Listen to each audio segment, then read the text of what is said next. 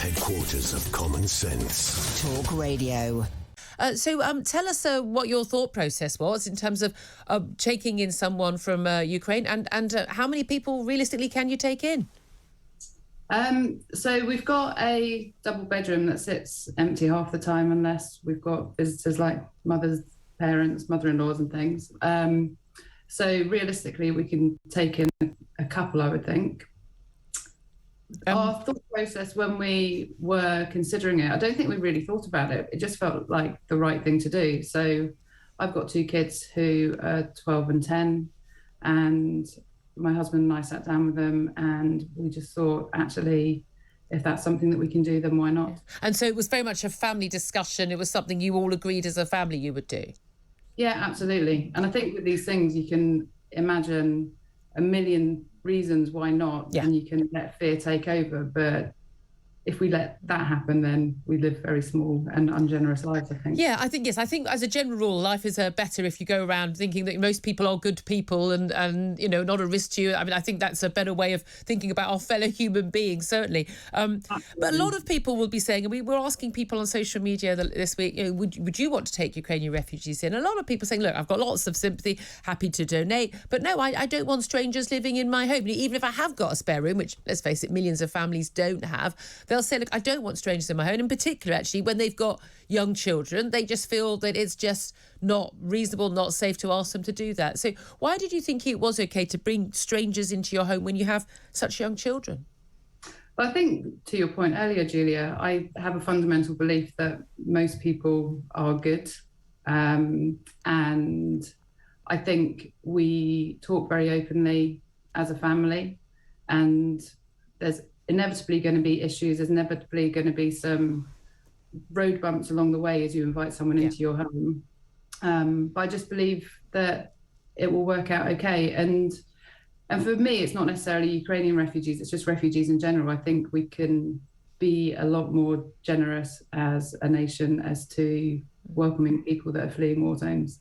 Yeah, I mean, a lot of people feel that way. A lot of people also say they're very fearful that people coming in might cause problems. Now, again, I think a lot of people see a big difference between people who can be judged as economic migrants, people coming from further afield, and people coming from Ukraine. You know, it's something happening on our TV screens right now. We understand why those people are fleeing. You know, these people were quite happy to stay in their homes. They've been forced out of them. And most of the people who are fleeing are women, elderly mums with children. Would you want to take children in? Yeah, I'm happy to take children in, absolutely. As I say, I've got two children of my own, and I just think in the situation, you know, if it was reversed, I would like to think that there'd be a person or people that would welcome my family into their home and keep us safe and we can return. That's one of the things, isn't it? If we were in the same position as Ukrainians, and again, these people didn't ask for this to happen to them, just living ordinary lives 3 weeks ago, would we want and expect the same? Does the money make any difference? £350 a month? I don't know what your heating bills, your food bills are like at the moment with inflation, but is that going to touch the sides of things?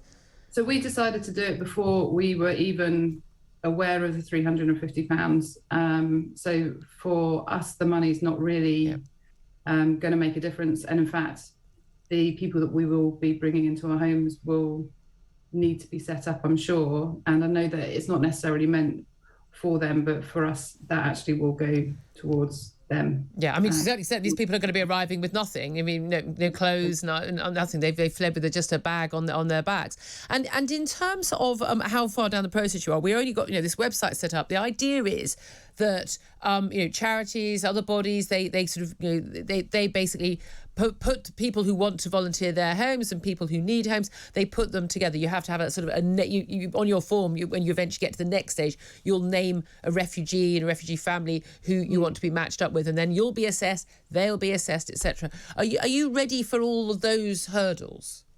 Absolutely. I think we're ready for anything, really. I mean, the process is a little bit vague at the moment. I don't think any of us really know how it's going to be and what's going to happen, but we are willing and we want to make sure that we can do what we can to make sure that these people have a roof over their head until they can return to their homes, hopefully.